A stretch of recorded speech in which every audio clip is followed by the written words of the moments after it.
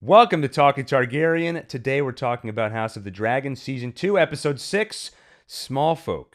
There are spoilers through Episode 6, but no future spoilers. We don't watch the next time on, and we haven't read Fire and Blood. I'm Gil, here with my brother Daniel. Say hello. Hello. And Adam. What up? So, this episode, apparently, according to IMDb, is the lowest rated episode of House of the Dragon yet.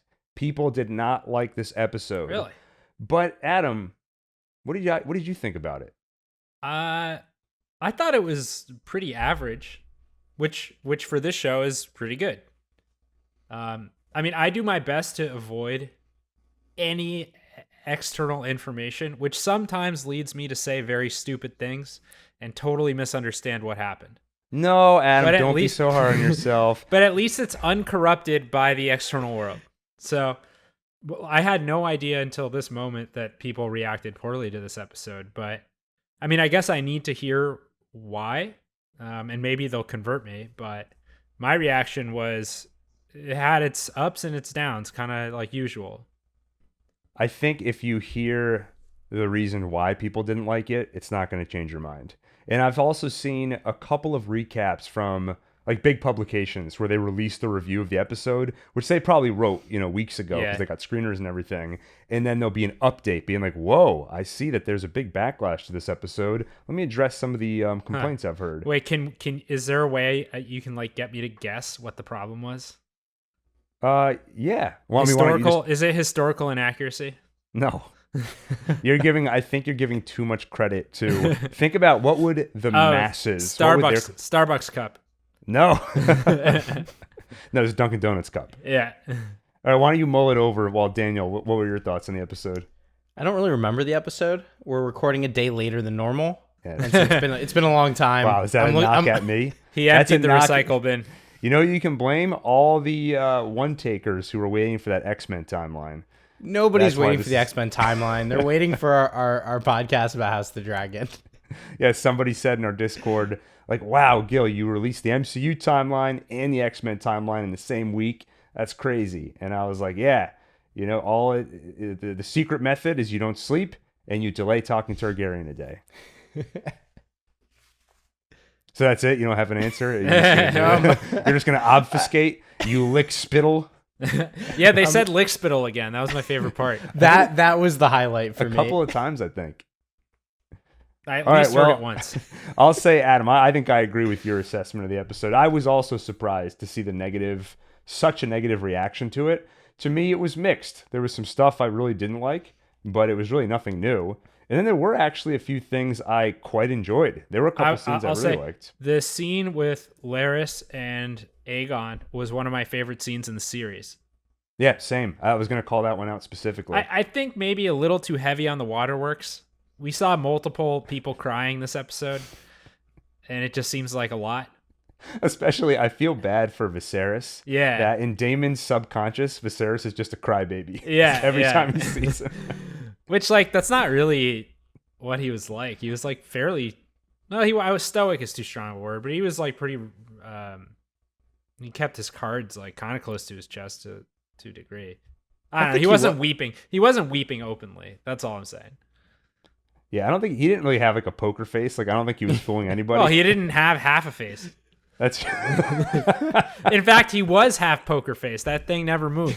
Yeah, you're going to see this episode, we've got our kid gloves on because, at least with Adam, we can make fun of Daniel all we want. We've done that for years. To a point where sometimes when we're not recording, I'll think back and be like, I think we were too hard on Daniel. I feel bad. We need to be nicer.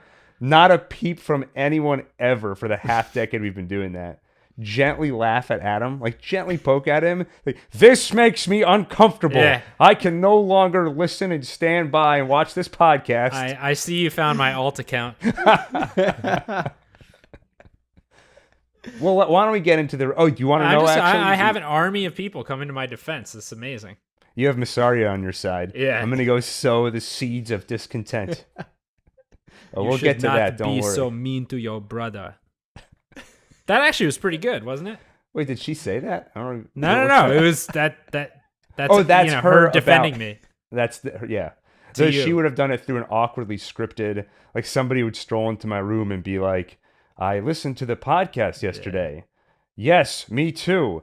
Ah, they were really hard on that guy, Adam. Yeah, I don't think we should listen anymore. Or it would be something like really. No, go ahead. No, keep going. It would be something like cryptic, like the lion does not poke at the bear. I'm like, thank you for that contribution, Yeah. Saria. Okay, well, why don't we get into the recap? Or do you want to hear, Adam, why did the masses not like this episode? Yeah, if you can give me, I don't want to eat up a lot of time with it, but if there's like a chance that I could guess it, that'd be fun for me. All right, here, this is the one hint I'll give you. How do you think people, like the general public, would react to a show? You know, it's got nuance, a little bit of complexity, a lot of character interaction. They would riot or like. Yeah, I don't know. Did they just say it was hard to follow? No, it was too slow. Oh, of course they said that. Yeah. We needed a slow episode. And I mean, this is the second one, I guess you could argue, but like this was the standard pace for Game of Thrones, and that's it also wasn't even that slow. Yeah, I think it's like if there isn't, I really don't want to be demeaning, and I don't think most people are like this, but it does feel like there's a contingent of people where if there isn't a battle, it's a slow episode. Yeah. I mean, maybe they got find... accustomed to a certain pace. Yeah, these are the fans of the second half of Game of Thrones. They do exist. Yeah, I know. Yeah, because again, I've said it before. They came after us with pitchforks after we started this podcast. Yeah. Why is it taking them so long to get from one place to another in Westeros? This is so annoying. They're supposed to just be able to teleport. What? They haven't activated any waypoints yet? I do find I do think there's a contingent of people where, Adam, how you were complaining the way TV shows will dangle a death over you. Right, like it's the only consequential thing that can happen.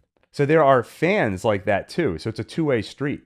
I remember Better Call Saul, if a season would end, some people would be like, that finale sucked. No one even died. Is that the only thing of consequence that can happen? Somebody has to die? Like, that's how you measure the quality of an episode?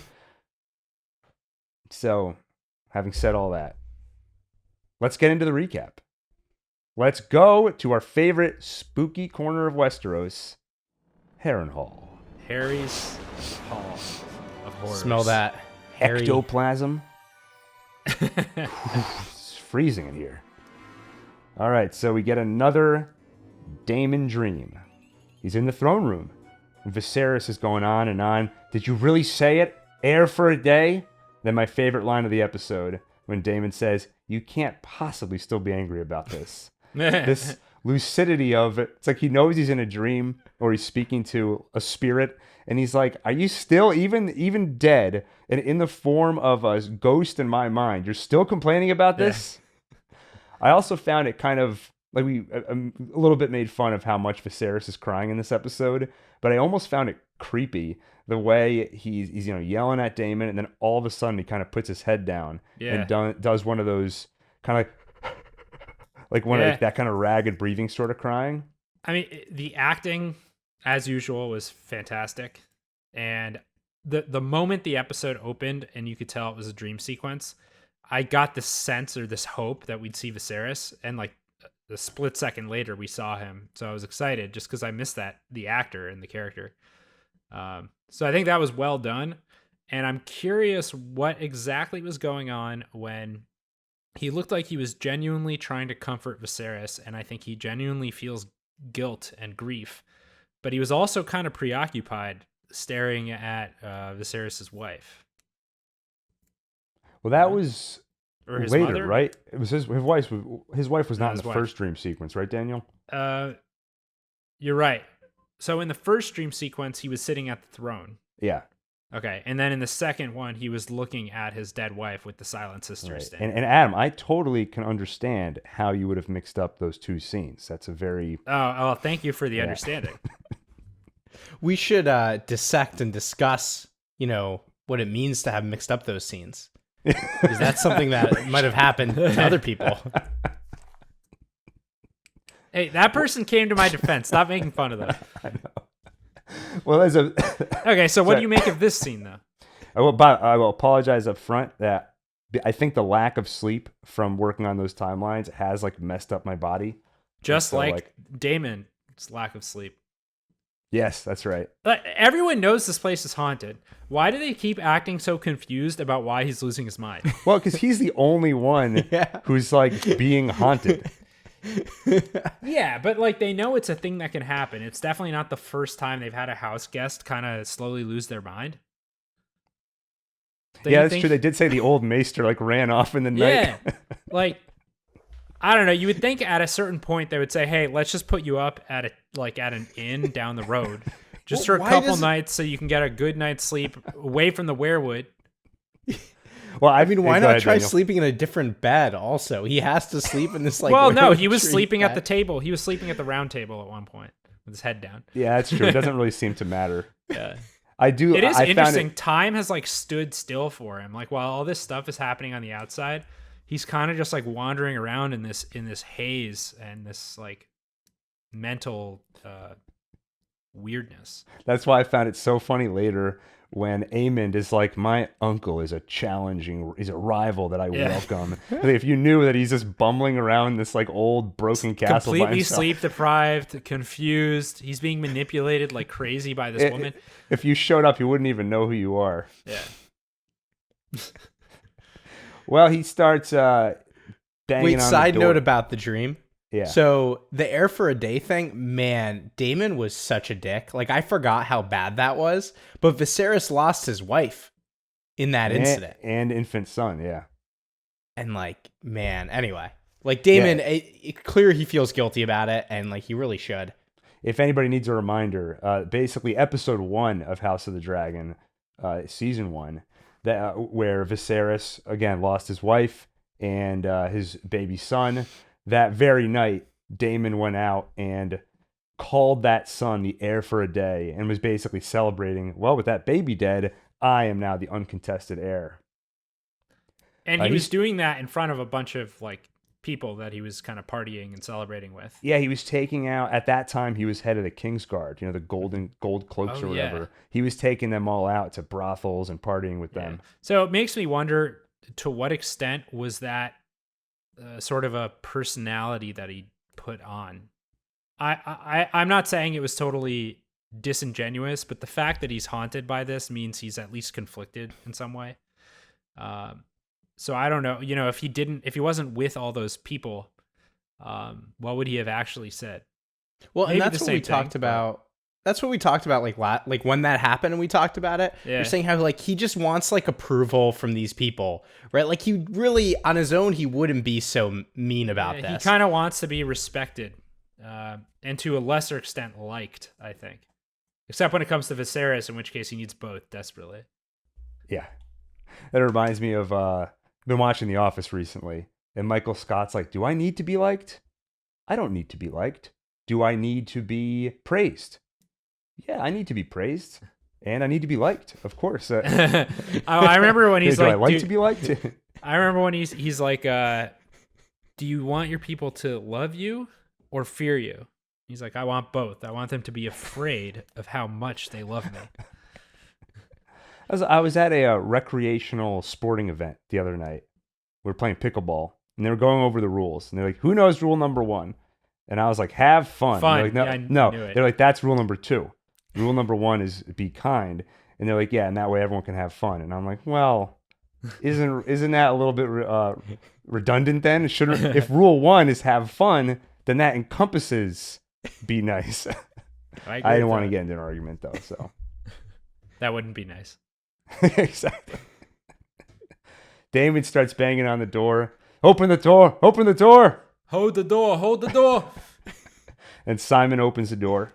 And Daemon's like, what are you doing to me? Are you doing this to me? And Simon's like, shh, shh, shh, shh, shh, shh. And Daemon's like, just know that the king is on his guard. And stop watching me. I mean, of all the people to accuse of like planting these dreams in him, yeah, it's this well-meaning guy who's gone along with everything you've said. Surely it's not the mysterious witch woman who has like basically challenged everything you believe in. Yeah, it did feel like very mistargeted aggression. And I mean, I get he was just coming out of the hallucination, But I'm dying at the rattled Daemon who just pulled a knife on this guy, going like, "Your king is on his guard." He like he's in that was pretty cool. Something like the intensity and fear and anguish in the acting there made me think. Now, I don't know too much about acting, to be honest, but it gave me the feeling of like, wow, like Matt Smith, maybe he was like a Shakespearean actor or at some point, because he really had the feel of like a Shakespearean tragedy, the way he was freaking out and holding the knife to his throat. I will say, sorry, go ahead. I've heard some reviewers mention Hamlet. There you go. So I'm in good company because it's the mainstream media. And I will say the old Game of Thrones would have shown a laceration on his lip from the way the knife touched him. Like, there's no way Daemon is carrying around a dull dagger. It's probably very sharp. It might even be like Valyrian steel. If that blade just touched his lip like it did, it should have split open and been bleeding. Well, remember though, Valyrian steel has like an anti-gravity effect. So pushed his lip slightly out of the way. We've established that. That's the only way Aegon could have survived. He shushed him, and he went shh, that air like pushed the knife away from his lip. Creates like a little warp gravity zone, the bubble of safety. Well, Daemon, he runs outside. He finds Alice, and he's like, someone's doing something to me. I'm out of here. Which I really respected this moment, Laura. I mean, it took a little while. Yeah. I've always said, like, if I were in like a haunted house, the moment, I mean, I remember I was having lunch with someone, and they said, my apartment's haunted. I'm like, oh, really? And like, yeah, cups and stuff will just fly off the table. And I was like, if they really believe it's haunted, how could it be said so casually? Yeah. And I know people will say, like, oh, they were just kidding around. I'm telling you, they weren't. Like, I dug into this. So like, I know that they truly believe. The place where I sleep unprotected every night is haunted by a evil demon from hell. Oh, well. But, the rent is good, so. Yeah.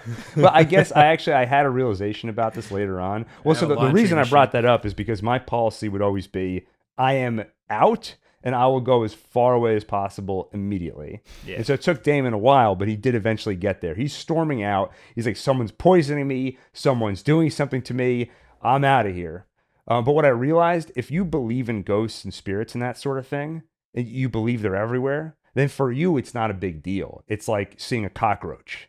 So we might have that reaction of like, wow, there's a demon from hell here, versus somebody who believes in that. They might be like, oh, it's kind of like a little pest. They're like, it's annoying. There's a demon in my apartment. Well, so Alice is like, Daemon, all you ever do is run. You always just run away. You're an NPC. You're not a player. You're just a piece on the board. And then Daemon's like, she never wanted it, the crown. He's talking about Rhaenyra now. She never wanted it. I wanted it. Alice suggests maybe that's why Viserys gave it to her. Those who want the crown perhaps are least suited to wear it. It's not a prize to be won. It's a burden to bear. Don't lecture me. And then he sits down and look, go ahead. I'm surprised it took him that long to lose his temper with her, because I think from the moment she started challenging him and poking at his fears and vulnerabilities, the Daemon we know would have, at minimum, silenced her somehow, and more realistically, potentially gotten violent. So she's done with Rhaenyra. Like, he grabbed her by the throat at one point. Yeah. So it's weird to me the way he, from the get-go, he lets her kind of walk all over him. It feels uncharacteristic, but I will chalk it up to he's not thinking straight, and he's not himself because he's going through all kinds of weirdness. Yeah, I definitely think that's an element of it. And then at this point, though, he sits down and he's like, look, if you have any counsel on how to deal with the River Lords, I'm listening. And then she's like, oh, look who needs help all of a sudden, which I hate when people do that. It's like you keep coming up to me being like, look, I can help you. I can help you. I can help you. And then when you accept the help, it's like, so now you want my help all of a sudden. It's like punishing me for doing what you wanted me to do. But he's like, no, not help. I need counsel. So she points out that Lord Tully is the one who holds the Riverlands together. Without him, they'd kill each other. He's the one they listen to. Right, but as we all know, right now, he's a dotard. he calls him a dotard. He's like, he's no good. He's no good to us. And that basically means an old, feeble person, right, Adam? I don't know. I guess so. I've never even heard that word. Yeah. This is my she's first. like- This is the first I've heard of it. Alice is like, Daemon, here's what you do about Lord Tully, all right? You do what you do best. Nothing. In 3 days' time, the winds will shift, and then an owl lands on her arm. So, again, this kind of hints at, she called herself an owl who's changed into a woman, and we were like, is she a warg, I said green that. seer?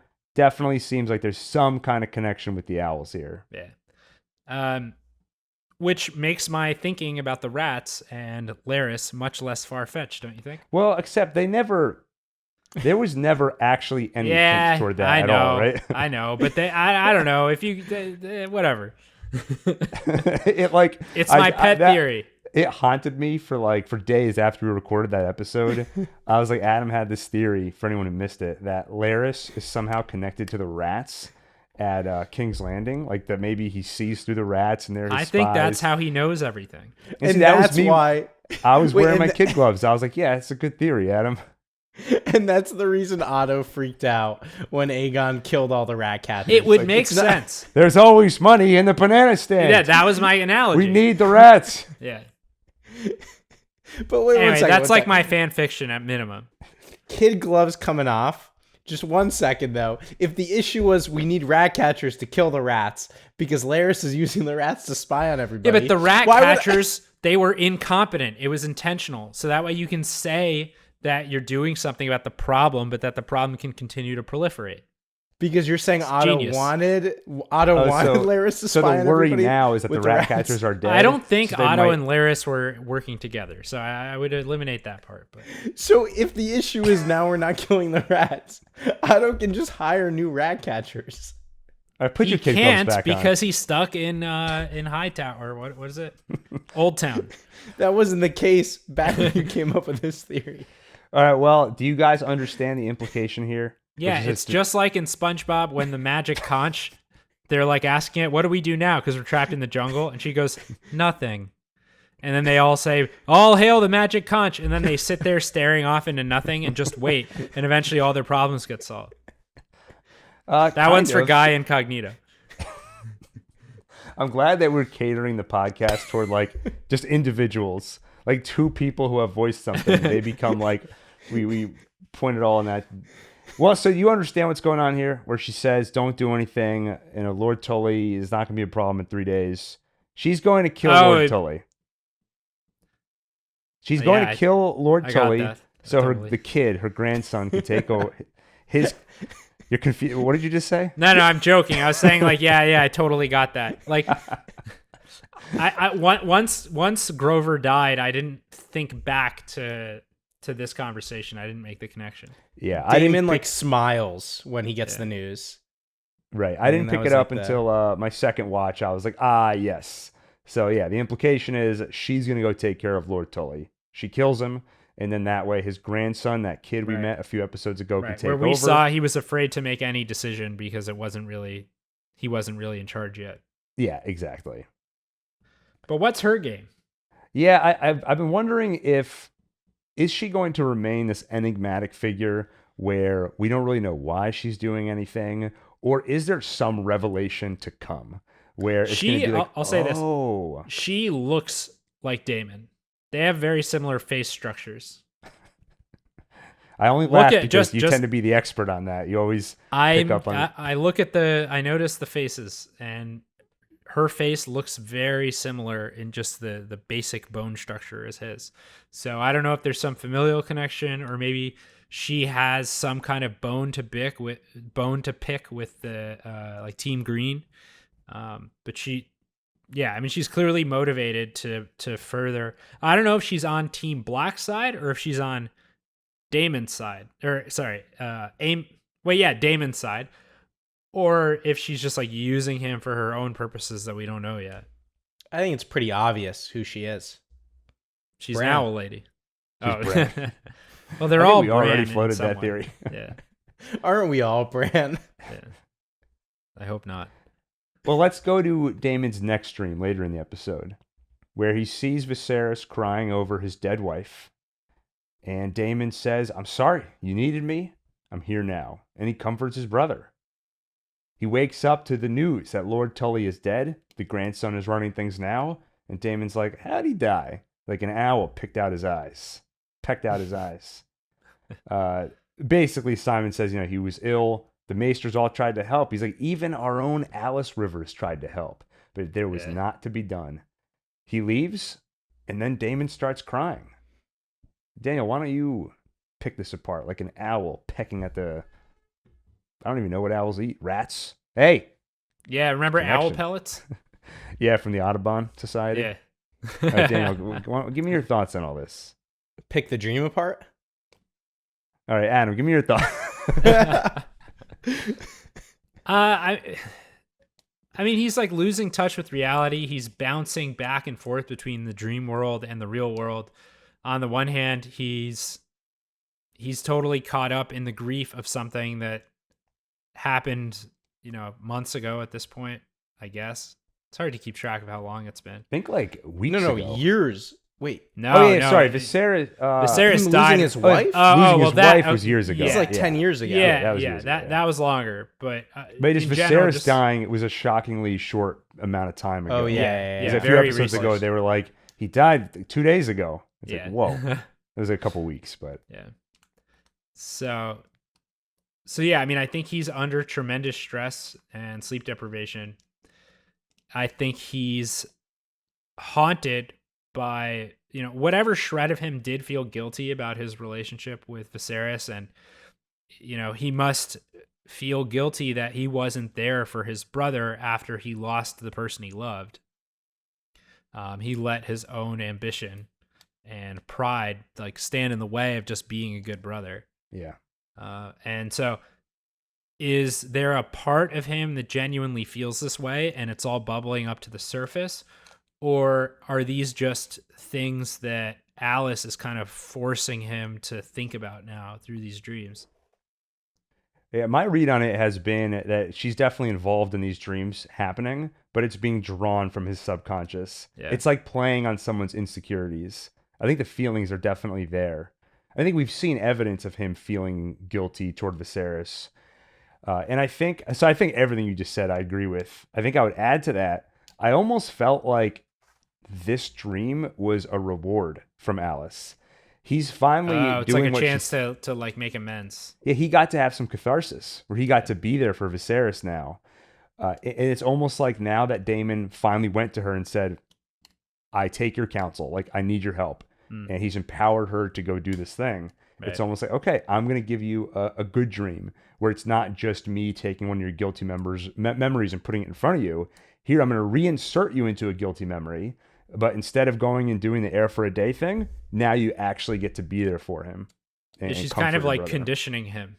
Like, if you treat me well, these nightmares might actually help you resolve some things.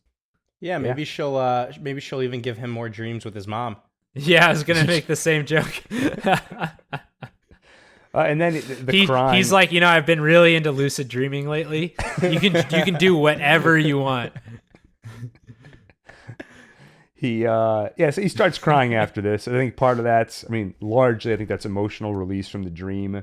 But I also wondered if maybe there was a feeling of uselessness and like Alice had to go do this thing for him. So, the crying happens after two things. It happens after the dream, and it happens right after hearing the news that Tully's died. So I wondered if the crying is a mix of like 80% thinking about Viserys, 20% I am a worthless failure. I can't get anything done, and I'm just sitting here doing nothing. Alice has to go take care of this. I would say it's what you said, but instead of 20%, it's 19% of that feeling of worthlessness. And then 1%, he misses Grover. That old incontinent fool. All right, let's go. I think we're done with Harrenhal. Let's head over to the Vale.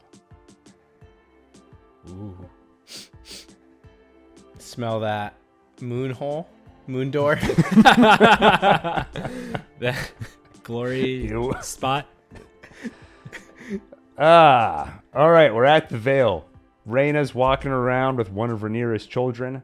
She's talking about, some of us aren't destined to be all that important, in this whole thing, but I'm okay with that. And then she looks up at what the giant area of burned land. Yeah. She goes back to Jane. From a dragon that I'm certain will become hers. Definitely, yeah. Yeah, there's just she's talking to Jane. I She's picked up on that subtext also. Yeah. Nicely done. Jane, you liar. There's a big dragon here. Jane's like, yes, there is a big dragon here. Alas, it is a wild dragon. Yeah, anyway, we got word that you can go to Pentos. So and I know you hate it here, so you can leave soon. Everything's great. So yeah, I mean, clearly Raena is going to go probably try and catch that dragon. All right. Yeah. You want to head over to Goldentooth? Who's Goldentooth? Well, let's go there first. Okay. Smell that tooth? Tooth? So, Goldentooth, it's a keep that is located along the River Road. It's east of Ashmark and Sarsfield, west of Riverrun and Pink Maiden, but north of Hornvale. Where did that come from? To answer your question, Adam. Someone's been on the wiki of Westeros. Yeah. I see that description. I'm like, who is that description for? Like, I understand have a map and show where it is on the map, but you have to name like where it is relative to every other nearby location. So this is where Jason Lannister and his army arrive. They're heading for Harrenhal, but Mr. Goldentooth, I don't know his name. We'll call him Mr. Goldentooth, is like, I have 500 fighting men ready and armed. And Lannister's like, I have 1,000 of my own. Then anyway, send a raven, tell my brother, Tyland Lannister, who's on the council with Aemond, tell the raven to tell Tyland to tell Aemond. We are ready to the raven. We're ready to fight as soon as you show up on Vhagar. For now, we're just going to chill here and enjoy Mr. Goldentooth's hospitality. Yeah. I think we're seeing some of the consequences of bringing dragons into this war. Now that people have seen what dragons do to little people, they're like, I'm not fighting unless we have a dragon on our side. Even though, I don't know if you noticed, but he has lions on his side in the background. I did not notice that. That's cool. cool. I did, yeah. I assume that's just like, the same way you have like a drummer boy with you in the army. That's like their mascots, kind of. Yeah, or like the... I don't know. I don't imagine they're releasing them in battle. Yeah, I don't think so. Or like the guy in pajamas who plays the fire guitar in Fury Road.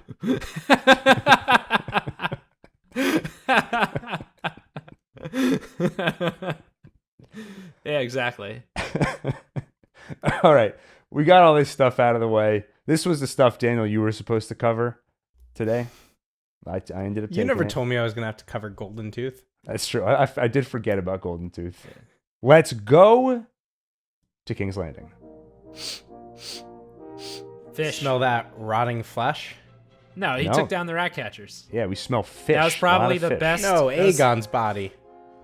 It's not rot. Well, he's still. Yeah, it's not really rotting. I feel the smell of fish would much I think more. Go ahead, Adam. You were like, I don't know what to say.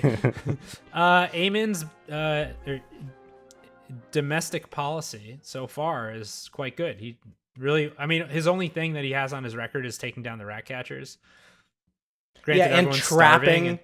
And trapping all the civilians in King's Landing. You can't win them all. I feel like the complaint of all we have to eat is fish. Like I think it could be a lot worse. I'm guessing it's kind of gross, like small fish. Eels. Yeah, it's like what do they call it? Chud? Chum. Yeah. Yeah. I feel like there are whole societies that live off of fish. Yeah, but they haven't discovered sushi yet. Yeah, that's true. And that water's probably polluted. Well, we have a Green Council meeting. So this is in direct response. So it's, Tyland Lannister or Jason Lannister is like, we're not coming until Aemond shows up himself with a dragon. Okay, Aemond responds to that. He dares summon me in haste. And Lannister's brother is like, look, Jason has a point. Daemon has a big dragon at Harrenhal. So, like, we can't just go in there with an army. Alicent chimes in. Aemond ignores her. And then Aemond makes a shocking order. He says, like, look, Tyland. Am I saying that right? I now forget. But Lannister, the other Lannister. Aemond says to him, I want you to go make a deal with the Triarchy, the people in the free cities, the pirates, to help us take down the blockade. And everybody says that's a crazy idea. You can't trust the free cities. They might say we're going along with you and make some kind of deal, but you really can't trust them. Here's the thing I like about that. I don't think he's suggesting that spur of the moment out of rage. That's something he must have thought about. We haven't seen a council meeting led by someone who is both passionate and focused while also not totally impulsive. He might come across that way, I think, because he's so full of rage, but nothing he said sounds like he just thought of it in the moment because someone rubbed him the wrong way. Yeah, he is a stark contrast to Rhaenyra, who every council meeting is like, I'm going to battle. Or then finally today, she's like, I'm not going to go to battle and get myself killed because nobody will let me. I'm so often reminded. Aemond is like, I'm not going to battle until I need to. Yeah. Though I do think this, I don't know. There's some nuance here, which I like. I do think this is thought through. But at the same time, I don't think it's necessarily a good idea. There are valid points against it. And I think this is partly the result of being young. Like, you think, Aemond probably thinks, I bet no one else has thought of this before. But really, I think people know the Triarchy is out there, but there's probably good reason and experience to say you really can't deal with them because they have good reason not to trust you. It's just, there's good reason not to form an alliance with them. It's like in Lord of the Rings when they want to team up with the dead army. Right. But then that worked out like perfectly. It worked out, but no one felt good about it at first. Everyone just felt gross after. Yeah. And then Aemond gives Cole an order. Go to the Riverlands. And that way, Daemon will have to fight on two fronts. He'll have to fight Cole, and he'll have to fight the Lannisters. And then Aemond will join when the time is ripe. After the meeting, he kicks Alicent off the small council. And she asks him, have the indignities of your childhood not yet been sufficiently avenged? She storms out, and he tells her, you have the gratitude of the crown. That was well done. Yeah. I really liked her delivery, and I thought it was very poignant. I'm glad she got to say it out loud. Yeah, I think the Greens side of the story this episode is my favorite. I liked all the interactions. It's very tense, especially when we get to Aegon, which we'll go in a couple of minutes. I've probably never felt worse for Alicent. I think you feel just how alone she is, how powerless she is right now. And this scene was just kind of heartbreaking. During the council scene, when he was discussing these ideas, I was thinking, I wish Otto Hightower was here because I want to know what his opinion would be. And I was so glad later, when he wanted him to come back. Yeah, I miss Otto so bad. Yeah. Not only because he's just fun to watch, but with all these people just running around, bumping into each other, nobody can figure out what to do. I would just love a wise voice to come in. Like, what would he do in this situation? Right. Because right now, otherwise, the only adult in the room who seems to have some influence, which disqualifies Alicent, I think, because her whole story right now is that her influence has been totally dried up, is Larys.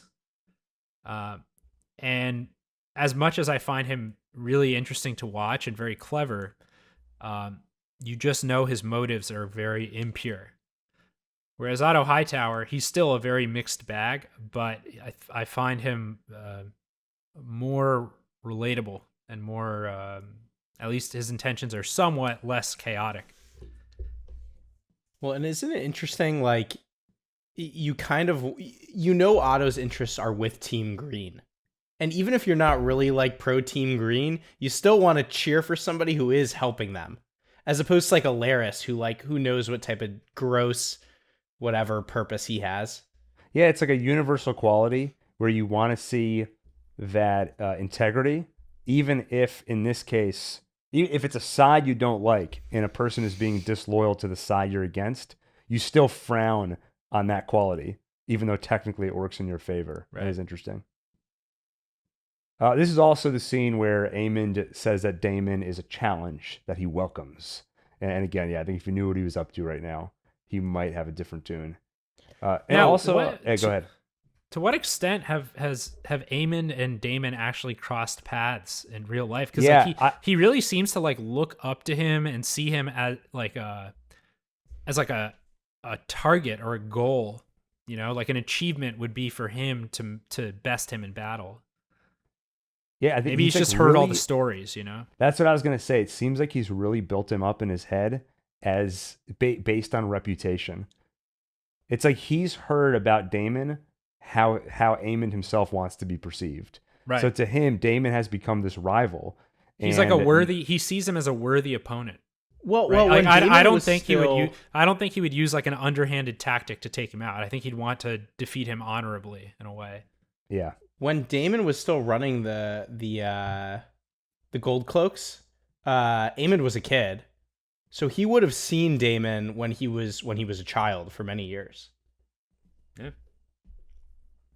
I think. Yeah, that's why I'm not commenting. I was like, I don't remember the timing, how it lines up. Presumably, it's probably a Yeah. safe assumption. One other thing in that scene I did really like when Alicent was saying that line to him about the indignities of his youth, and Aemond's kind of like avoiding eye contact with her, but then eventually looks her in the eyes. Like you could see Aemond, like this does really affect him. Like he is, he's like, he doesn't just start yelling at her or something, right? Like he's like avoiding eye contact because it is like a vulnerable position for him to be in. And I thought that was a cool scene. Now, I've never been a victim of bullying, but if I was, I could tell you that some element of it never goes away.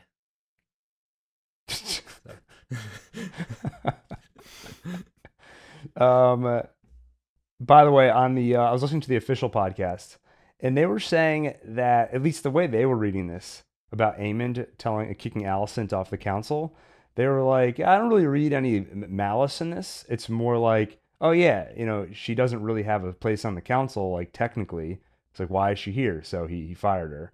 But I think That's what that they said? Yeah, I was, unless I missed something, but that's what I heard, and I was like, I don't think so. Like I definitely think that there's some animosity there also. Who is the podcast? Because you talk about the podcast a lot. Is it the writers themselves? No. It's like two people. I don't know their connection to HBO or like how they got hired. They interview writers and stuff, but they don't work on the show. Okay, so they're not actually saying this is the official explanation. No. Okay, because some of those explanations are dubious. Yeah. Well, So I guess I though, definitely- Gil, maybe we have to assume that actually is what the writers intended. Yeah, Is passed there was them the there was no subtext in this scene. Like Alicent makes this comment about his indignities of his youth, and Aemond like just didn't get a chance to say yeah. Like no, that has nothing to do with it. Like I'd love to keep you on the council. Unfortunately, there's a limited number of seats, and it's just this whole issue. Yeah, I feel like one thing I was thinking about today is what is Aemon's resentment toward his mother specifically? We know why the other kids made fun of him and everything. So I imagine that why would he be angry at his mother? Okay, so maybe she didn't do a very good job of protecting him or I think helping him. It has to be that. Yeah, but it may be- especially when you see him being like essentially like cradled in what's her name again? Madame Sylvie's Madame arms. Sylvie. You know. Yeah, but it did make me think, like, is that a thing the show could have done better? Show us more of the interaction between Rhaenyra and her children and the interaction between Alicent and her children. Because we had the realization a few episodes ago where it's like, Viserys really didn't interact very much with Aegon. But the problem is, in my memory, nobody interacted with their children very much, purely because of time skips. And I'm not like saying that's a knock against the show, But right now, I'm like, I feel like I don't have a lot to go on with how they actually were as parents, and I wouldn't have minded seeing more. Yeah. You know? Well, that's like one of the big problems with the show is, and I don't see a way around it. They said it's going to be 4 seasons. There's just not enough time to show us everything. So we have to from one scene to the next, we are pretty much constantly filling in gaps for ourselves. And the best we can hope for is that they tell a story where the gaps that we're filling in, that it doesn't feel like a lot of guesswork. So I think it's fair to assume that she could have done more, or that he feels she could have done more to protect him. Yeah. How much did we see? Probably not enough. Yeah, I mean, in general, we didn't really see it, but in general, we just know that like she wasn't a good mother, right? Like we see her really, like every scene we've seen her with any of her kids have been very bad, not motherly interactions. I think it's very judgmental of you. She had a lot of other pressures.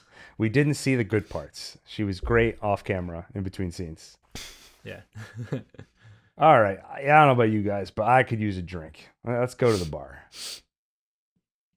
So we're at the bar, and we see the small folk at work. This is Myssaria's doing. So Myssaria sent Olinda, who found Diana, and got Diana to start spreading discontent in King's Landing. She basically is like, it's like when Tobias in Arrested Development started standing by the water cooler at the casting studio or whatever, being like, "Oh man, I'm so sick of hearing about this actor Tobias Funke. Oh, you heard of him?"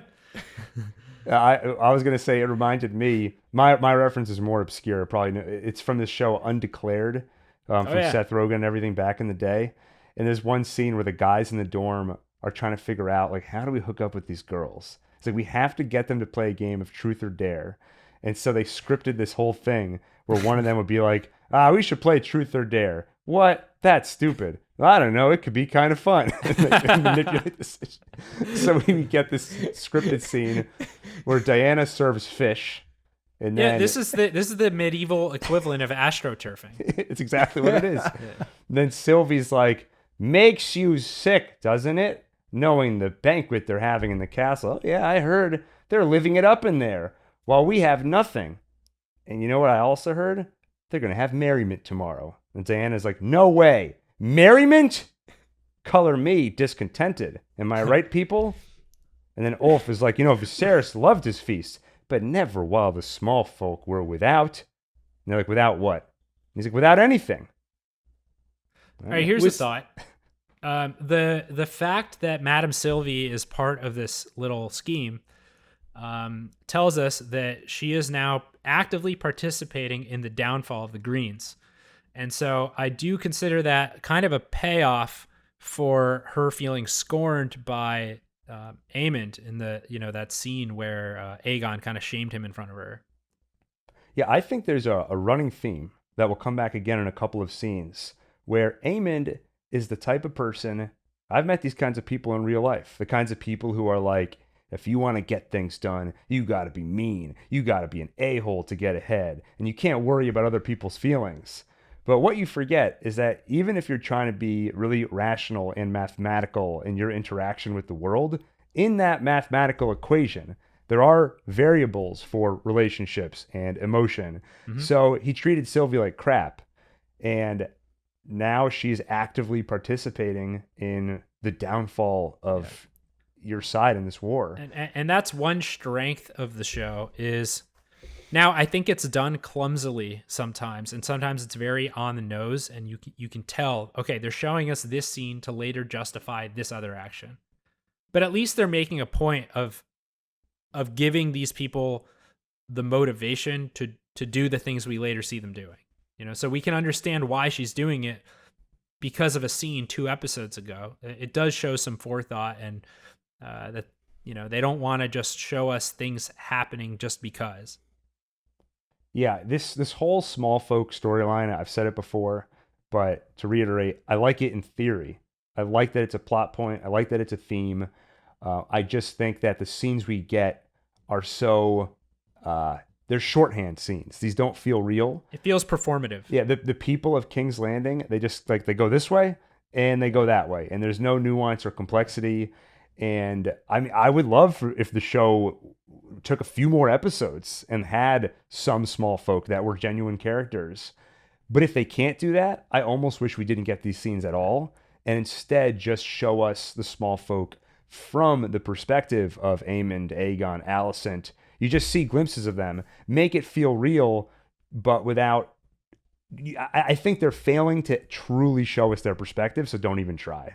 And it's like it's the importance of detail thing, right? Is you can't like, oh, there's one scene with this sloppy prepared dialogue, like it's so dumb. Like you just do this once and now you have the favor of the people. Job finished. Like, instead, maybe you could show us over episodes, like building out the network of all the people that you need to get to participate in this throughout the city. Like show us like the behind the scenes it would actually take to make this happen. If instead it's actually just two women walk around Westeros to different bars, like that's like it's so dumb. Yeah, so stupid. I think we have to the point I was making earlier, like they just don't have the time. And they're having a hard time figuring out what to prioritize. So I kind of have to. I actually feel like the whole small folk plot line is getting a little better, in the sense that I've accepted it's here to stay and it's an important part of the story they want to tell, and they're actually going to have a real concrete impact on the course of events. It's not just that they're showing it to us because they feel like it would be wrong to ignore it. They're showing it to us because it's going to actually amount to something. And they are, as best they can, they're showing it in snippets over time. It's not like we paid zero attention to the small folk, and then suddenly we have an episode that's only about them, and it leads to some uprising. They did leave breadcrumbs. They didn't execute it that well, but I also think it's like a pretty insurmountable challenge that they have, considering how many other stories they have to tell. So I'm actually becoming softer on the issue. All right. Well, speaking of breadcrumbs, what Hugh's wife wouldn't give for a breadcrumb right now? Yeah. She's hungry. She'll take anything. But she's basically at like a bread line. Like they're handing out food, but there's none left. And everybody wants meat. So we can see that the discontent is spreading. The people of King's Landing are not happy. And Larys lets Aemond know about that. People are getting hungry. Why are they mad at us? Aemond says. This is Rhaenyra's fault, the blockade. But Larys points out they still look to you to help them and take care of them. And it's tough to take care of a lot of people, especially when you only have 2 hands. What if you had 3? You need a hand. Aemond's like, yeah, you're right. And Larys like, oh, I never thought you would ask. I'm so honored. You toad. I'm not talking about you. Go get me Otto. Yeah. I love this scene. Me too. It's such a... Can you imagine the position Larys is in now?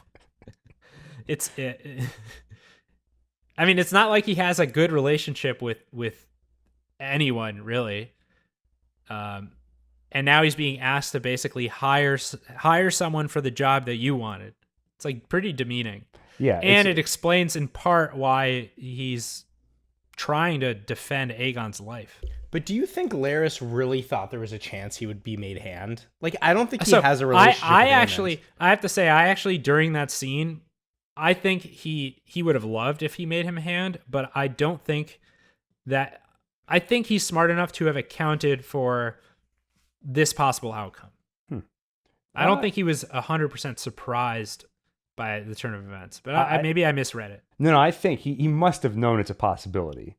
Definitely. But I also think he might be too used to people that are really easy to manipulate. Yeah. Like even if you think about Alicent, like he planted those seeds very early on when she was a child. So God, that makes what he did, the things he did later, so much worse. Yeah, it all started. It was before the time skip and they became adults. It all started when Rhaenyra was in the bowels of a pleasure den with Daemon. you always describe it that way. And Larys basically found out about the moon tea. So he went to Alicent and he's like, oh, I hope Rhaenyra's feeling well. I mean, and she's like, what are you talking about? He's like, well, the tea I saw them bring her. Yeah, sure hope she's feeling well. So he was kind of telling her like, hey, Rhaenyra lied to you. And then he got onto Alicent's side.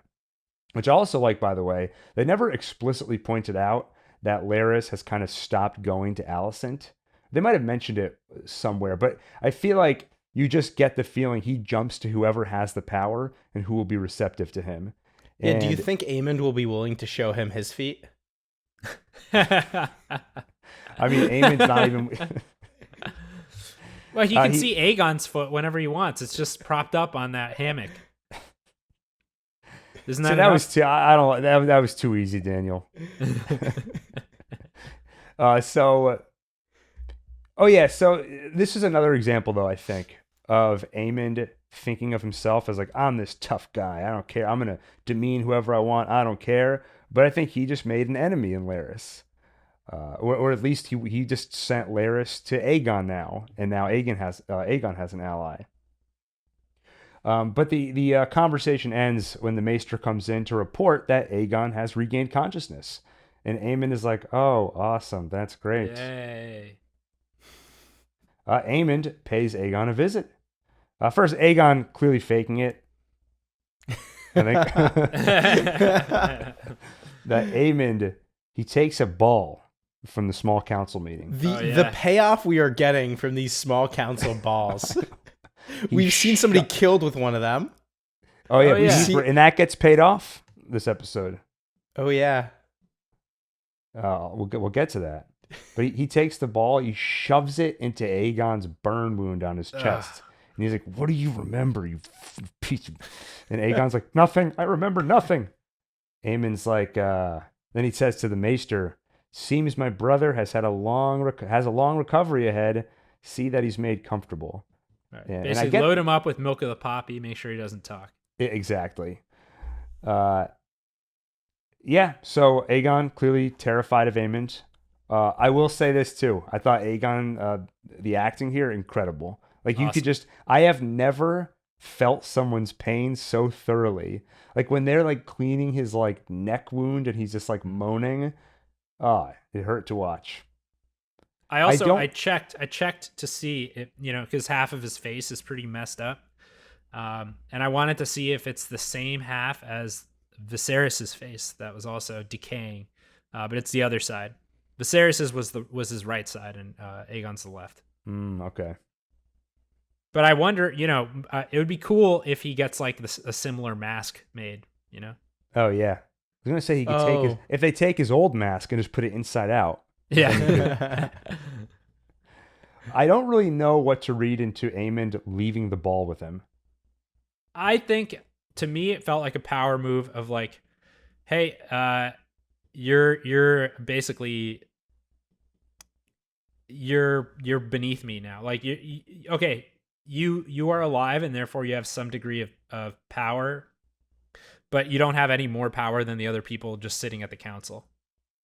And like, I'm the one who's just putting this in your hand. Like I'm in charge. I just love what a compliment. Like, you have some power, you're alive. That's the best I can say for you, is that you're alive. Well, some food from King's Landing arrives. And the reason I stumbled there is because we're going out of chronological order right now. So this will be one of those things where hold on. Food from Rhaenyra arrives at King's Landing. So I'm going to say put a pin in this. Like, where did that food come from? We'll find out later in the recap. Rhaenyra, you just said it. Keep it Rhaenyra. But why? So Rhaenyra sent some food to King's Landing. So basically, all these hungry people who are pissed off at their leadership, they see this food from Rhaenyra and they're like, she cares about us more than Aegon and Aemond and all of them. So now everybody loves Rhaenyra. I mean, this is very realistic. I think like throughout history, competing nations have used similar tactics. Like the first thing it reminded me of was the way like America would airdrop magazines and stuff like that into Soviet Russia, and All right. Does it happen like the food shows up and then like 6 hours later all the people revolt? Adam, did you trail off because you're not really sure if that happened? Like, I know it happened. There was like the Berlin airdrop or something. Yeah, but that was into Russia. That was to West Germany. The Berliners. No, sorry. That was East West- Germany, which was No. East Germany, which was controlled by Soviet Russia.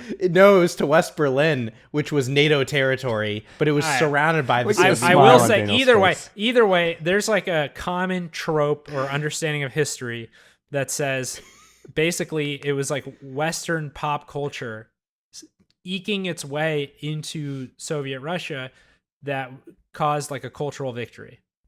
And similarly, like there's like an organization called Liberty in North Korea that's constantly putting up these balloons with thumb drives attached to them that are just full of like Western movies and like South Korean cinema and news, and they're just airdropping them into North Korea, and there's actually like a whole black market over there for them. And I like just you're walking wanted to. I just along. wanted to attack you, but like it is true. Yeah, You gotta walk along, and then all of a sudden, like a USB drive, like falls on your eye. yeah. It's another thing against South Korea. Well, Allison visits Aegon now, and she's told that he sleeps 9 hours out of every 10. I was so jealous when I heard I that. was gonna say. The Maester. So she asks the Maester if we've gotten any. There's something about how she's been sending letters to Otto, but hasn't gotten any answers. And the Maester's like, well, there is war going on in that area right now, in the Reach, which is a region where Old Town is located. So Otto might be busy. What's this war? Well, Daniel, you mentioned how that ball killed somebody once. That was Lord Beesbury, where Cole gently placed him down into his chair, and then his head smacked into the ball, and he died. The Beesburys are not happy about that, so they went to war as retribution for their lord's demise. Allison says to Aegon, "I'm sorry." So at least she is questioning what kind of mother she's been, and she's sorry to him. Yeah, and that was very powerful. And I think because she's been deprived of really any influence now, she kind of has the bandwidth to process the emotion and the grief that she holds. Yeah, felt very bad for Allison this episode, especially in this next scene. So she meets with Gwaine, her brother, and she asks him, "Have you heard from Otto?" And he's like, "No, but if anybody did hear from him, it would be you. You're his favorite." And you can kind of tell that he has some resentment toward her, I think, and he's kind of being a jerk, but in a sort of playful way. And then when he sees he seems pretty self-aware. Yeah, I think when he sees that she needs some genuine, like, emotional comfort, he provides it. Because she asks, "What's Darren like?" Which is a great reminder that we've never met Darren, but neither has she since his birth. I mean, he's been gone for 16 years. And he tells her, Darren's a nice guy. He's pretty awesome. And Well, he's like, he started off a little shaky about him, but I think he read the room and was like, "Oh no, like, let me say some actual words of comfort." I mean, I think he just wasn't. I think he realized what specific thing she wanted to hear. Right at first, he's just like, well, he's like, I don't know, he's smart and like women like him, and then he goes, he's kind. Right. Which That was the sets last him apart totally from her other sons. Yeah. And then he suggests, well, let's see. And she's like, yeah, kindness is one thing his brothers lack. And he's that felt like a unnecessary line, but I don't know, I felt thought like, that was, yeah, she's, that's really what's on her mind here, is that she's created several cruel children. yeah, I mean, maybe I could be wrong. When I already understand the point that's being made, if it then gets spoken aloud immediately after, it makes me feel like they're cheapening that I figured it out earlier. Even for something this simple. Like every show is like a puzzle. I solved it. Okay, next scene. Yeah, I love puzzles. I hear where you're coming from. I think that it felt organic to me. It was on her mind. Like, of course, this is what it felt right to me. But he basically says, seems like the Red Keep, for all its privileges, may in fact be a less than salubrious environment for the forming of young men. And she was like, huh? But what he's saying, Salubrious. yeah. And he goes, she asks, was it the court or their mother? He says, I'm sure you did your best. I must join Sir Kristen. Wish us luck. And clearly he's not happy to be going to Harrenhal. I think he's probably worried that he might die because it's going to be dangerous. I really like this scene. I also love Gwaine's whole like personality now. He's changed so much in just 2 episodes. Like you can see he's like traumatized from that battle. Yeah. And she makes a comment to him at the end, like, I will be praying for you. And he's just like, and then gets on his help. horse. Like, If it makes you feel better, sure. yeah. Before they go, Alicent and Kristen, I think, share sort of an uneasy smile, or at least some kind of acknowledgement to each other. Like, Well, it's like she gave her favor to her brother, which is a choice. and to she gave her not give- blessing to her brother. Yeah, she never gave away her sweaty handkerchief. Yeah, that's true. It remains in her bosom. Exactly. But I think, I mean, this goes along with the theme where we see her actually spending some quality time with Aegon and grieving and apologizing. She's going back to her roots in a way and retreating to the comfort of family. Yeah. I think She that's doesn't. She exactly doesn't right. have much else left. And if Otto does eventually show up, I mean, that would be very good for her, emotionally, I think. I agree with that. I also think, to be fair to Alicent, let's be fair to her a little bit here. I've been fair. You guys keep calling her a bad mother. Right? I never said that. Daniel's the only one who explicitly said that. I mean, to be fair, I do think the Red Keep it may not be the most salubrious place to raise a child. I've always been saying it's not the most salubrious place to raise a child. By the way, this Otto not communicating thing is interesting. Like, There's I wonder what something payoff we're going to get. suspicious. I wonder if their communications are being intercepted or something. Yeah, it is odd. I don't understand why he wouldn't want to talk to Alicent. Yeah, I mean, the other thing was if he's, I don't know, if he's gonna vie for power with Darren or something. Yeah, we'll see. Well, maybe we'll find out that Darren is like an evil psychopath. He's got Otto like locked up with an eye patch. Yeah, On the other side. Yeah, he has Otto locked up in a box, just like Varys did with the guy who took his pillar and stones. Adam, you got to go now, right? So you want to sign off? We'll trudge on. Dracarys. All right, now that Adam's gone and we can speak more freely, let me circle back to what I was saying about Alicent. Gwaine brings up the point, the castle, maybe not the best place to raise kids. And I do think you can't ignore that variable, that even if you do the best job possible as a parent raising these kids, the fact is they were also raised in an environment where their cousins, Rhaenyra's children, are nearby, and you're basically, there's this inbuilt tension you can't get rid of, which is that we're competing for who's going to be heir. The realm wants one of us to be heir, but by rights the other one's going to be heir. So there's this war brewing that you are the center of. There's all that tension. It's a very unusual situation for children to be in. It's almost, it would be surprising if you came out of that situation well adjusted. And you can't ignore the fact that Rhaenyra took her children out of that situation because she really didn't have a choice.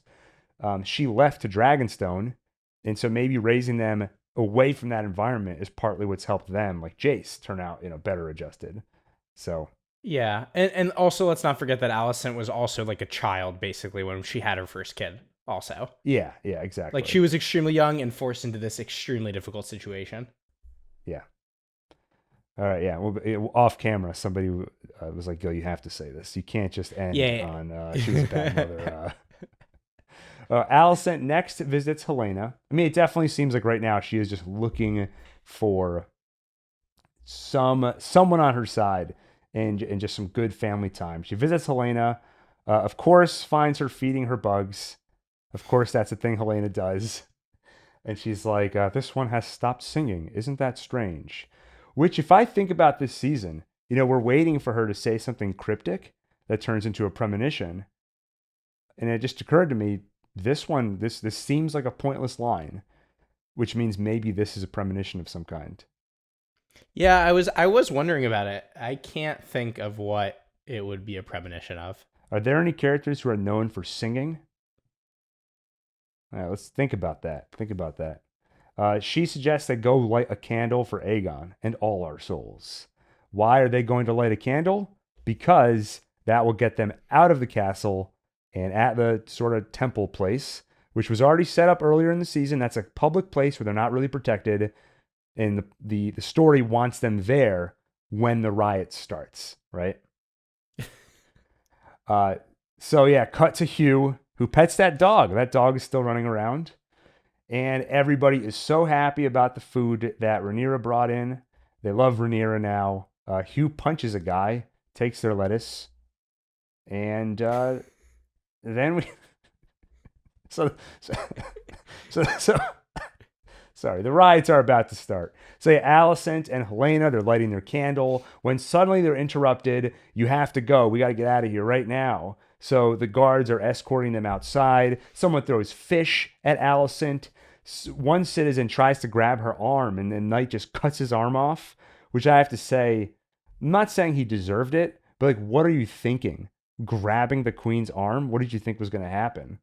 Alicent yells for them to sheathe your swords. She and Helena get to a carriage just in the nick of time, and they get taken out to safety. I did not love, as I've said, the lead up to all this, but the scene itself I actually found to be pretty intense. Like when they're lighting that candle, and then all of a sudden, we have to go. You just feel the intensity crank up. And it's such a contrast to the previous interaction we saw between Alicent and Helena with the public. Last time it was when they were dragging Aegon's son's body through the streets, and they were getting all the sympathy, which was off-putting to Helena just because she's not comfortable around that many people swarming around them. But it was a positive interaction. And now it's the exact opposite. Getting fish thrown at them. Getting grabbed.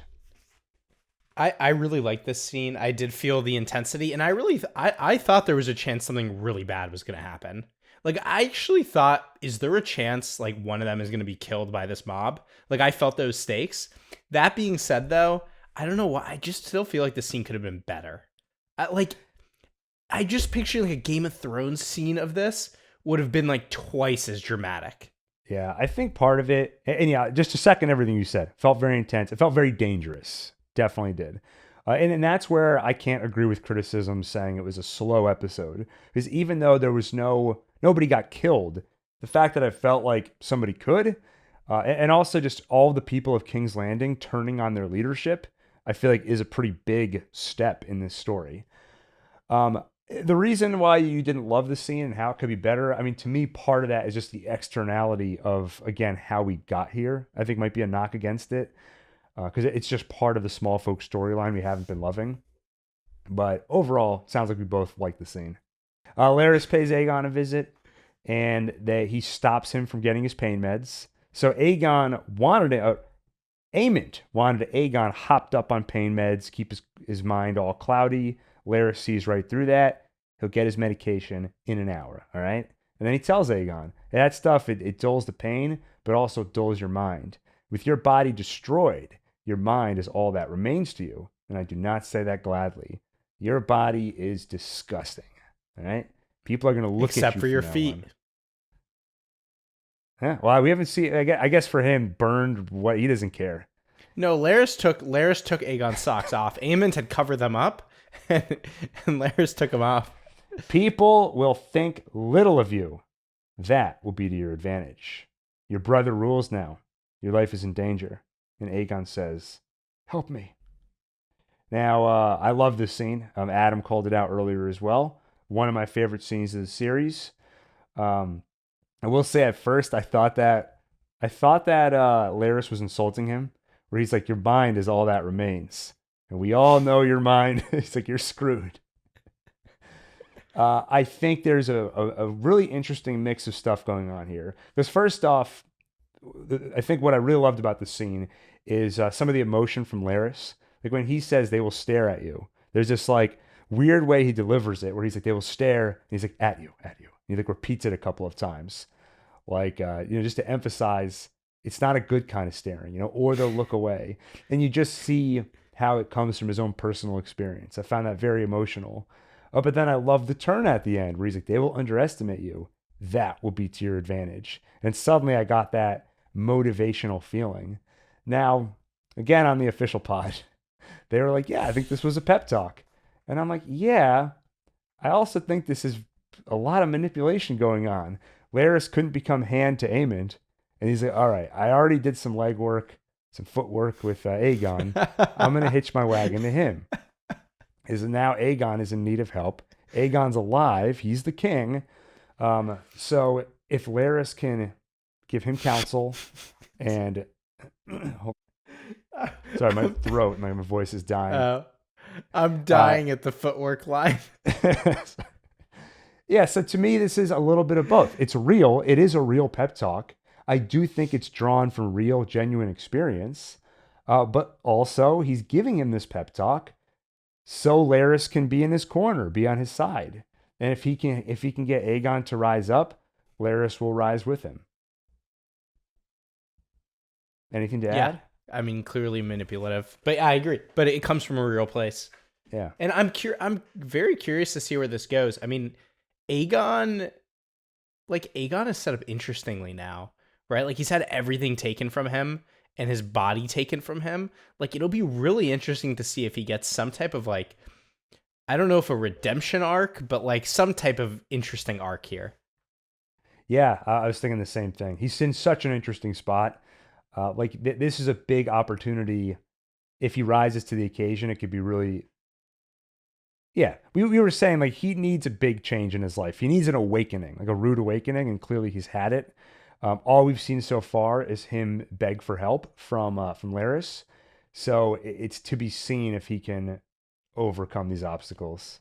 By the way, one thing we didn't talk about in the last scene, the riot, is I'm not 100% sure, but I think some of the Kingsguard we see are those lick spittles that Aegon had enlisted. Right? Like I think you see these like cowering idiots there in that scene. Like I definitely remember some of them didn't know what they were doing, and it occurred to me, I'm like, oh, they're probably Aegon's friends, those lick spittles. Yeah, it could be. And so we're seeing again like some more payoff for him just really screwing up the Kingsguard. Yeah. All right. Well, this place is dead anyway.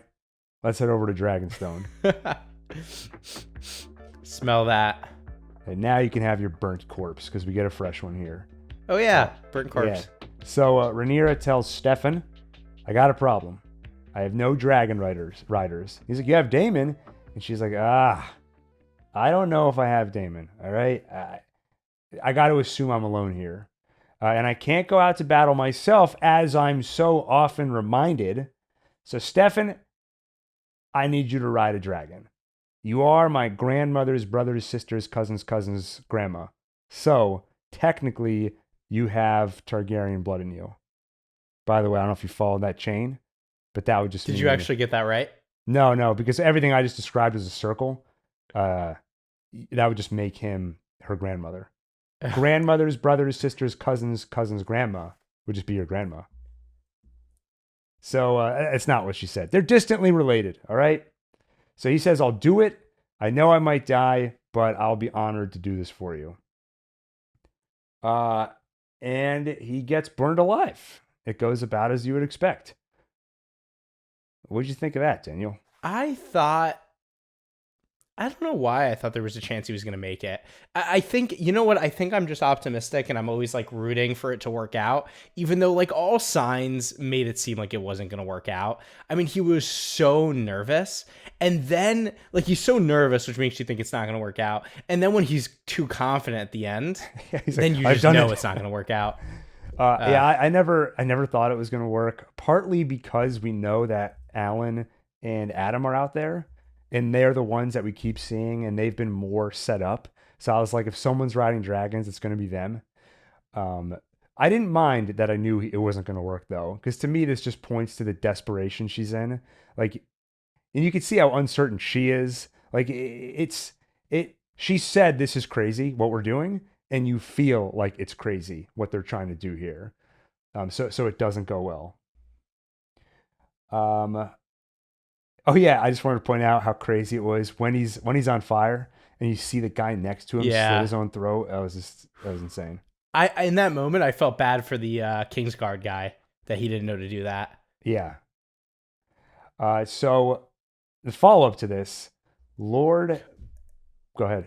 And they never mentioned that guy died. Like all they did was talk about how the knight died. Yeah, well that's how they are with these people. They don't care about the small folk. Or the medium folk. I would say if you're in the court, you might not be big folk, but you are bigger than small folk. Yeah, but look at what they did to Lord Beesbury. Yeah. If Lord Beesbury's not safe, none of us are safe. No. Well, Lord Bartimus, I think is his name, he gives Rhaenyra a hard time. He's like, you idiot.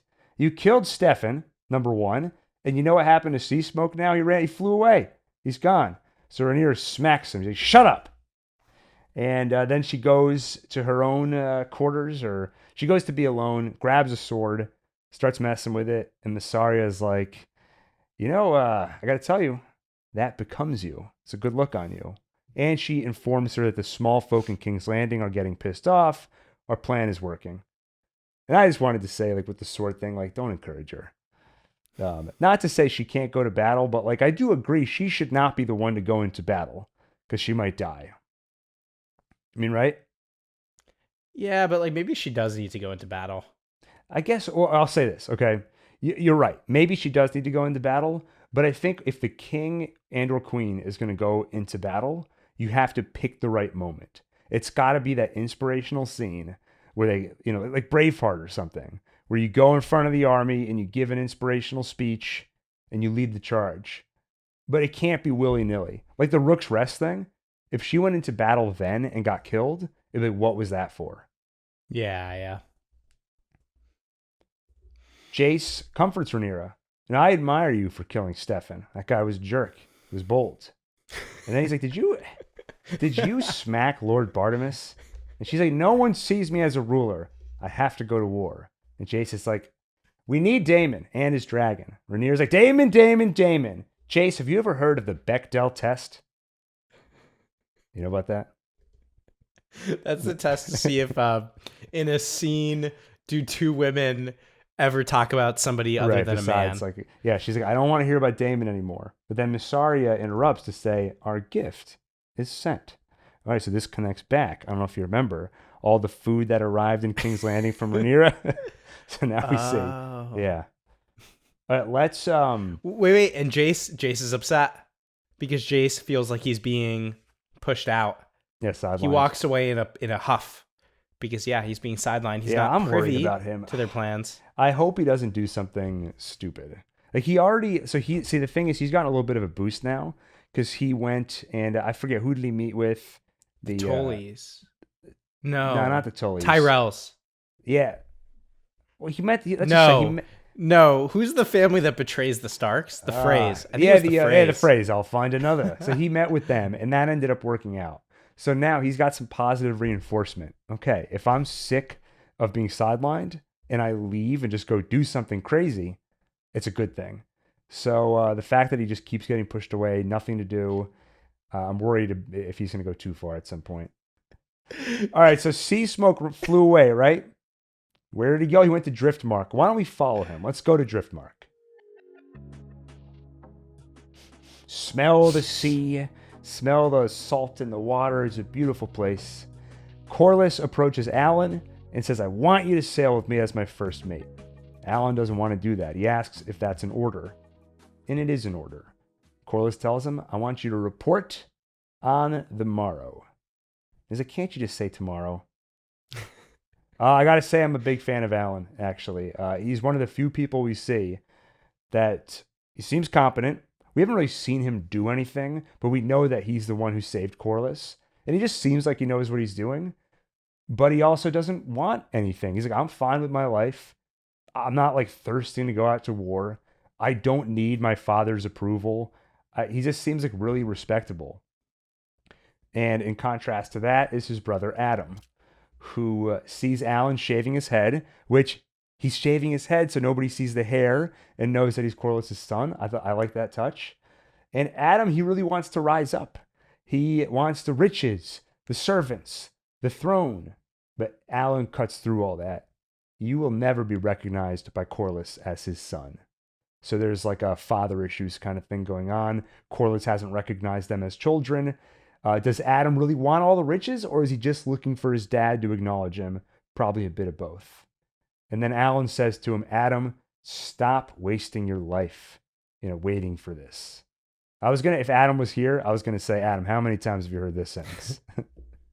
By the way, I was surprised to learn that Adam is also the son of Corlys. I would have guessed that they were only like half siblings. Yeah, I wondered that because he obviously doesn't have the same issue with his hair, but I guess it's just that gene doesn't always get transferred. I had the same thought for a second because I knew they were brothers, but then then Alan makes it explicit. But later, Sea Smoke is flying a little too close for comfort. He gets seemingly drawn to Adam, sticks his big dragon face right into Adam's. Adam is terrified, but Sea Smoke doesn't kill him. And I assume he's drawn to Adam because he shares blood with Sea Smoke's previous rider. Sea Smoke was Laenor's dragon. Laenor is Corlys' son.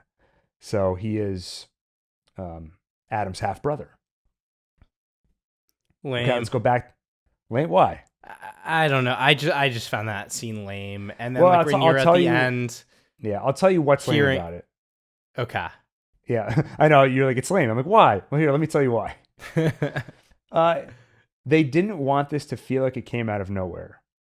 So they had to introduce Alan and Adam earlier. But the way they've introduced them is just occasionally we cut to them for like almost no reason. Like a few episodes ago, we actually saw Adam and we saw Sea Smoke fly above him. So like this is set up for, that was set up for this scene.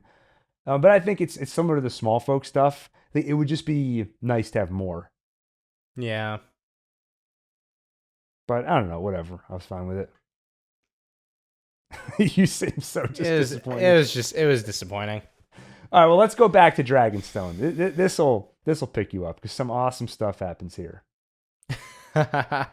Mysaria brings news to Rhaenyra. Good news. We gave the King's Landing people food. It worked like splendidly. It's awesome.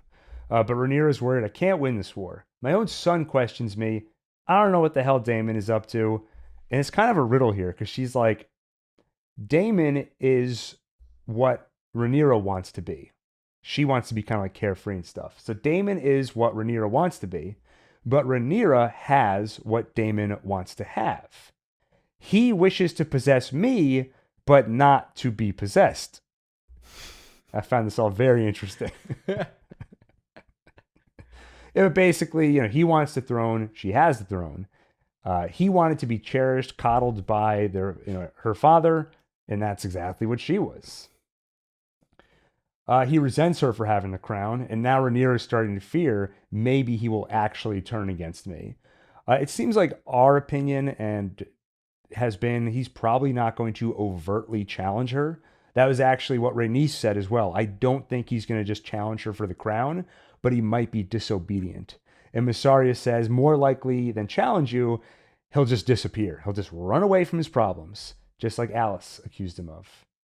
But either way, Rhaenyra says, look, I'm alone. I need more dragons, especially if we don't have his dragon. And even if I prevail, how am I going to rule? My own son doubts me. And then Mysaria tells a story. It's obviously a horrible story about what her father did to her. The world is cruel.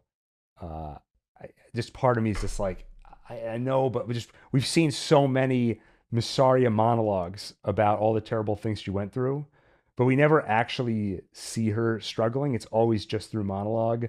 And so part of me is like, okay, another one, here we go. But it leads to her telling Rhaenyra, few in the realm are steadfast, but you, I think, are steadfast. You have seen me as worthy, as an equal even. Because of that, I will serve you. I believe you are meant to be queen. And then they start licking their spittles. I will say, it does feel... I feel like last season we had one person wrote an email saying we need a female voice on the show. Yeah. But I'm like, I don't have any sisters. It's my brothers. That's all I have. But I'll just say, to me, it felt like a little one-track minded by the writers. Like, can you not conceptualize? Like, I understand what's going on. Rhaenyra is completely alone. There's nobody on her side. And then finally, one person who believes in her. But can you not conceptualize of like two people being close without it also having a sexual component to it? And it also just feels like one of Rhaenyra's biggest problems has been how impulse-driven she is. Like when she was in mourning at the beginning of the season and she walks into the council meeting and she's like, bring me or I want Aemond. And then that led to Daemon going off and doing that stupid scheme where he killed Aegon's son. Or the way she just wants to leap into battle. And so now you have this person on your side, the only person on your side, and you complicate it with this. Because, and I don't know if it's going to lead to anything, but just doing anything inappropriate with one of your underlings, it complicates things. And I guess that is generally, you're right. That's what we've seen with Rhaenyra, is that she's impulsive. And in particular with romantic relations, she's been impulsive as well. So this is kind of like consistent behavior that, hopefully it doesn't backfire. Yeah. But you know what? I found this to be beautiful. I think it's finally time that she has someone in her corner, and I can't think of a more beautiful way to represent that. This is like a flower in a dark world. It's a glimmer of... All right. I'm sorry. They get interrupted. Someone's riding around on sea smoke. It must be one of the Greens or something. So Rhaenyra runs off and then flies out to find out what's going on. And she'll find, of course, Adam is riding around on sea smoke. Did you find this scene really awkward for some reason? I was like, wait, who's on the dragon? Because it's like Rhaenyra's running toward the dragon, and then it cuts to her flying off, and you hear Jace being like, "Mother!" It's something about it. Like, it felt like there was a missing scene where you see her get on the dragon, and like they were saving on budget, so they didn't have it in there. But it was fine. I just remember being like, wait, what? I don't know. I didn't notice that, but I believe you. But it was fine. Yeah. So that's the end of the episode. What did you think, Dan? We recapped it. We tore it apart. So where do you land on this episode in the end? I liked it, but yeah, I guess not one of the best episodes. I don't think like one of the worst. Like, I don't have huge complaints about it. Like, there were a lot of things I liked in this episode. Yeah, I think it's just the usual things that feel clunky because they have to do so much. So it's funny, people complain it was too slow. It's like generally the issue is just too fast. That's all my complaints about the show. Yeah, it's just too fast. And yeah, and I get, like, I don't know, you have to take it easy on them. It's like they're kind of doing the best they can, but it's like, come on, they could do a better job. That's it. It's just like, I like where they're going. I just wish they did like just a little better job with like everything. Yeah, because they set our expectations so high by at other times doing a great job. Yeah. It is still my favorite show that I'm currently watching. It's also the only show I'm currently watching. But yeah, and I'm looking forward to the next episode. I think like things are in an interesting spot right now. The people of King's Landing have turned on their leadership. Things have seemingly tipped in Rhaenyra's favor, right? Because, people of King's Landing turned against their leadership. Rhaenyra is now going to find we have another dragon rider. Daemon getting help from Alice. I'm wondering if we're setting up for him showing up at the last minute. Look, I got an army. It's going to be the dead people in Lord of the Rings. It's going to be when, what's her name? Sansa? Is that her name? Yeah, when she showed up. Sansa? What? How do you now? Is it when you say? I don't think you say Sansa. I think it was just Sansa. Sansa Stark. Yeah. Well, Mrs. Stark, when she showed up, when Tony Stark showed up. Yeah, it's a thing. Oh yeah, and Tony Stark's going to show up with a robot army. Yeah, things seem to be going well for them, but for how long? We'll see. Tune in next week to find out. So with that, I'm Gil. I'm Daniel. Dracarys. I screwed up the whole joke. People please cut this out. Okay. Please cut this line out. Let's head. But